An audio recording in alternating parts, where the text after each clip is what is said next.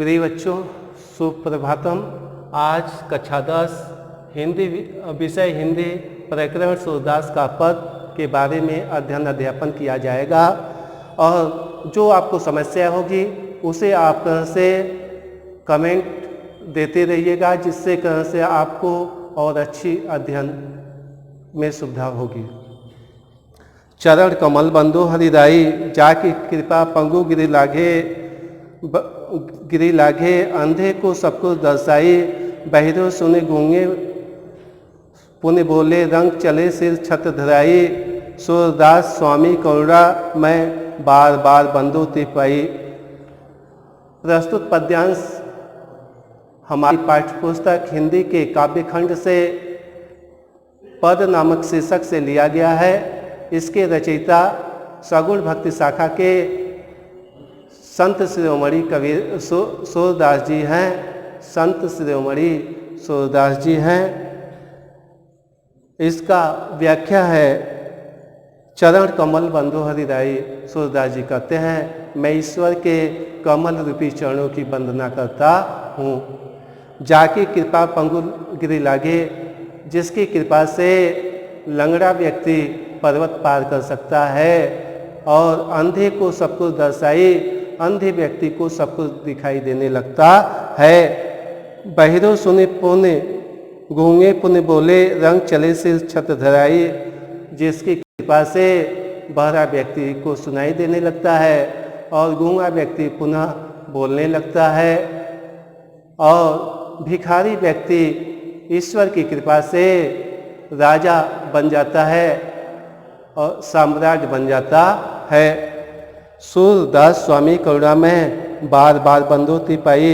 सूरदास जी कहते हैं, हमारे स्वामी श्री कृष्ण जी करुणा के सागर है, जिनकी बार बार मैं वंदना करना चाहता हूँ।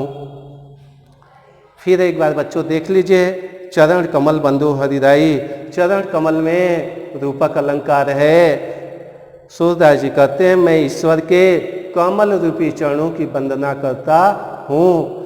जाकी कृपा पंगु गिर लागे, अंधे को सब कुछ दर्शाई, जिसकी कृपा से लंगड़ा व्यक्ति पर्वत को पार कर सकता है और अंधा व्यक्ति को सब कुछ दिखाई देने लगता है। बहिरे सुने गूंगे पुण्य बोले रंग चले सिर छत धराई, बहरे व्यक्ति को, जिसकी कृपा से बहरा व्यक्ति को सुनाई देने लगता है और गूंगा व्यक्ति पुनः बोलने लगता है। भिखारी जिसकी कृपा से राजा बन जाता है, जिसकी कृपा से भिक्षा मांगने वाला भिखारी व्यक्ति भी राजा बन जाता है, साम्राज्य बन जाता है। सूरदास स्वामी करुणा में, सूरदास जी कहते हैं, हमारे प्रभु करुणा के सागर हैं, जिनकी मैं बार बार वंदना करता हूँ, जिनकी मैं बार बार वंदना करता हूँ। काफी सौंदर्य है।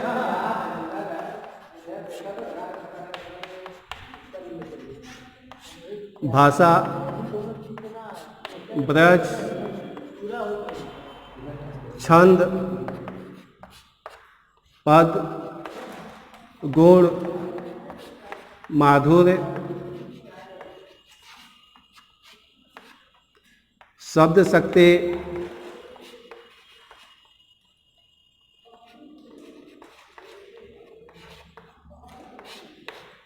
अभिधा,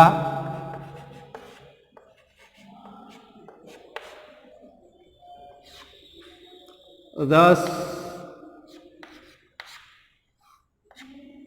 शांत, अलंकार, अनुप्रास,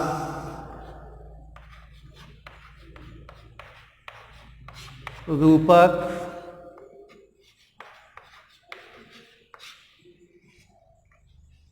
और इसमें सूरदास जी श्री कृष्ण की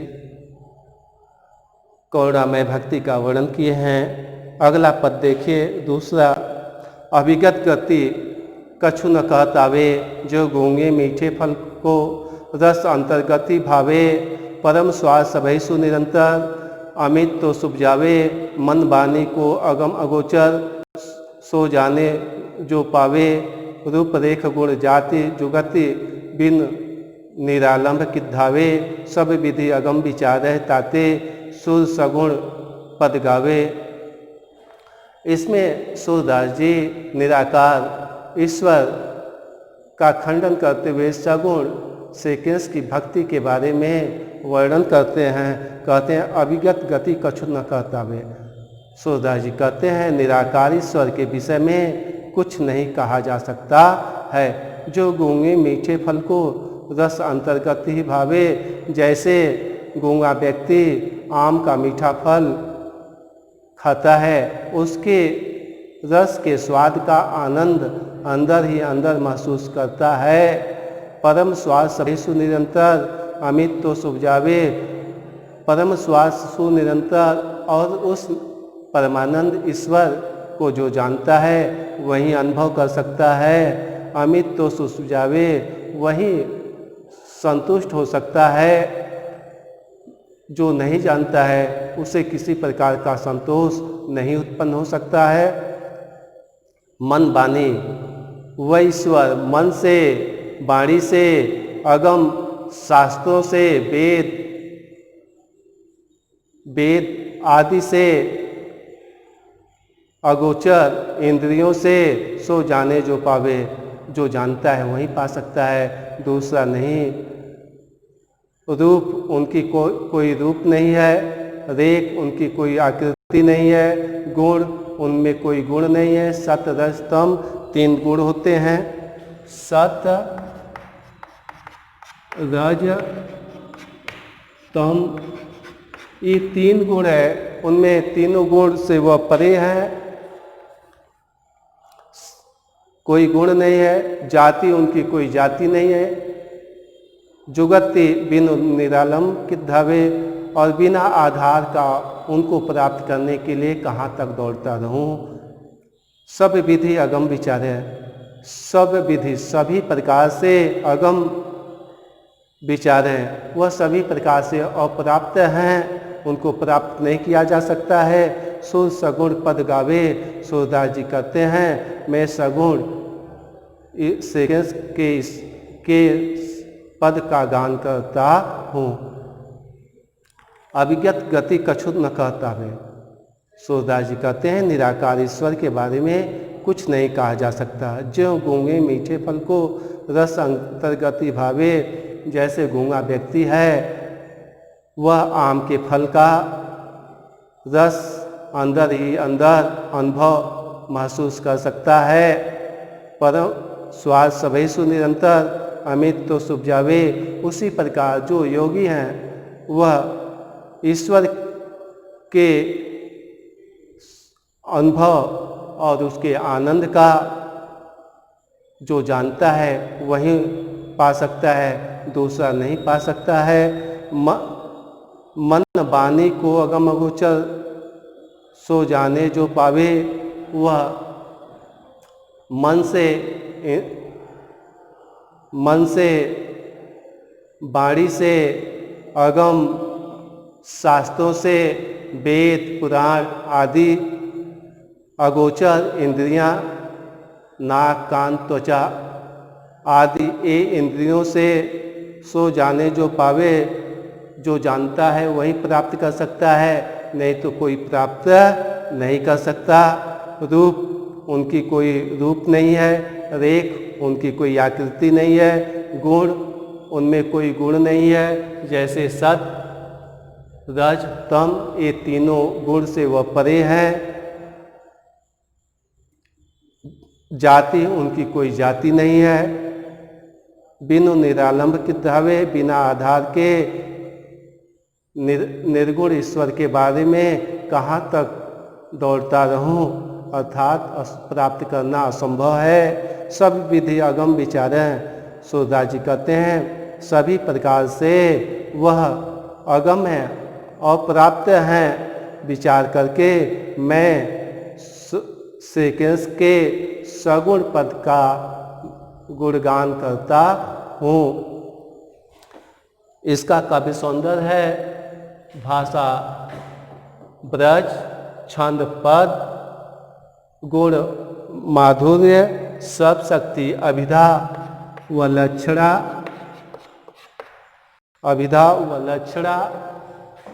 रस शांत अलंकार अनुप्रास यमक दृष्टांत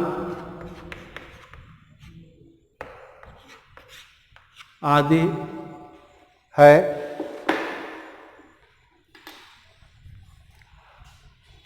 किलकत कान घुटुरवन आवत मणिमय कनक नंद के आंगन बिंब पकड़वे धावत कबहु निरख हरि आपु छाको कर सो पकड़त चाहत किलकत हंसत राजत द्विदतिया पुण्य पुण्य तिह अवगाहत कनक भूमि पर कर पग छाया यह उपमा इक राजत करी करी प्रतिपद प्रतिमणि वसुधा कमल बैठकी साजत बाल दशा सुख निरख जसोदा पुनि पुनि नंद बुलावत अचरातर ले ढकी सूर्य के प्रभु को दूध पियावत सूर्य के प्रभु को दूध पियावत। इसमें सूरदास जी श्री कृष्ण के वात्सल के वर्णन किए हैं।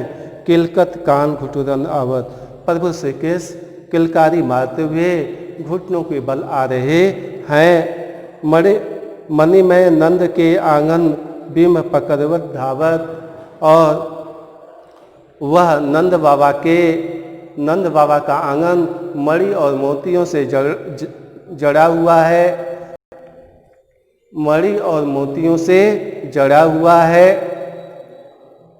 बिंब पकड़वत धावत, वह अपने प्रतिबिंब को पकड़ने के लिए दौड़ रहे हैं।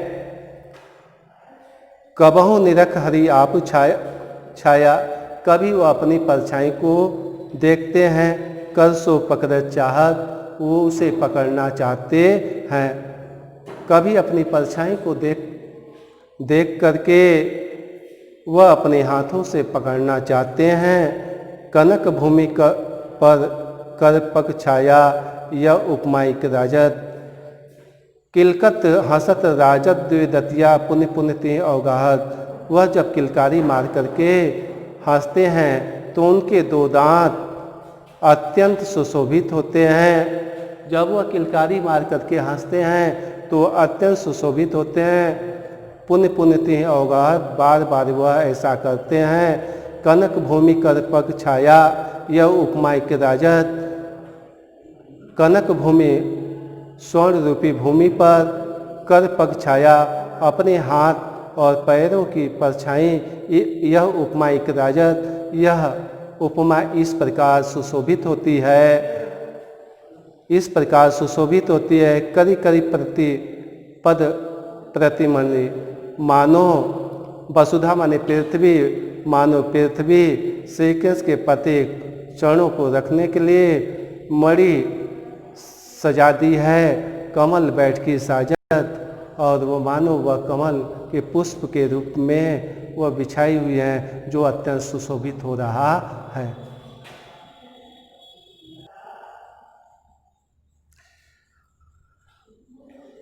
बाल दशा सुख निरस जसोदा पुण्य पुण्य नंद बुलावत। बाल दशा सुख निरस जसोदा, माता यशोदा जी बालक के यह दशा को देख करके सुख का अनुभव करती हैं। पुण्य पुण्य नंद बुलावत, बार बार नंद बाबा को दिखाने के लिए बुलाती हैं। अचरा तरले ढाकी माता यशोदा जी अपने आंचल से ढककर प्रभु श्री कृष्ण को दूध पिला रही हैं। किलकत कान घुटुरन आवत, श्री कृष्ण के बाल्यकाल का वर्णन सूरदास जी कहते हैं कि श्री कृष्ण किलकारी मारते हुए घुटनों के बल पर आ रहे हैं। मणि कनक नंद के आंगन बिंब पकड़वे धावत, और वह नंद बाबा के आंगन मणि मोतियों से जड़ा हुआ है। और उसमें प्रतिबिंब को पकड़ने के लिए दौड़ रहे हैं। कबहु निरख हरि आपू छाया कर सो पकड़त चाहत, कभी अपनी परछाई को देखकर अपने हाथों से पकड़ना चाहते हैं। किलकत हसत राजत द्वे दतिया पुण्य पुण्यति अवगाहत।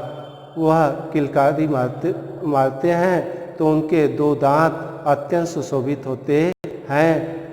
पुण्य पुण्यति अवगाहत, ऐसा वह बार बार करते हैं। कनक भूमि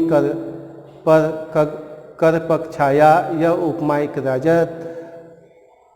स्वर्ण रूपी भूमि पर हाथ और पैर की परछाई के लिए यह इस प्रकार उपमा सुशोभित होती है, मानो पृथ्वी मणि को उनके चरणों को रखने के लिए सजा कर रख दी है।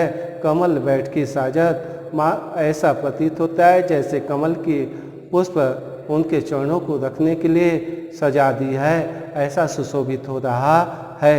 बाल दशा सुख निरस जसोदा, और बालक श्री कृष्ण के इस दशा को देखकर माता यशोदा जी सुख का अनुभव करती हैं।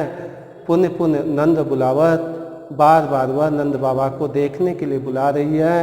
अचरा तर ले ढाक सुर के प्रभु को दूध पियावत, वह सूरदास जी कहते हैं माता यशोदा जी अपने आंचल से प्रभु श्री कृष्ण को ढककर दूध पिलाने लगती हैं। इसका काव्य सौंदर्य है बच्चों, भाषा ब्रज छंद पद गुण माधुर शब्द शक्ति अभिधा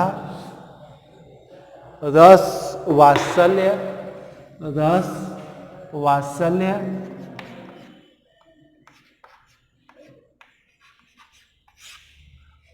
अलंकार अनुप्रास दृष्टांत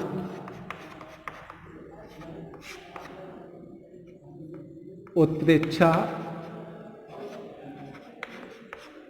उपमा।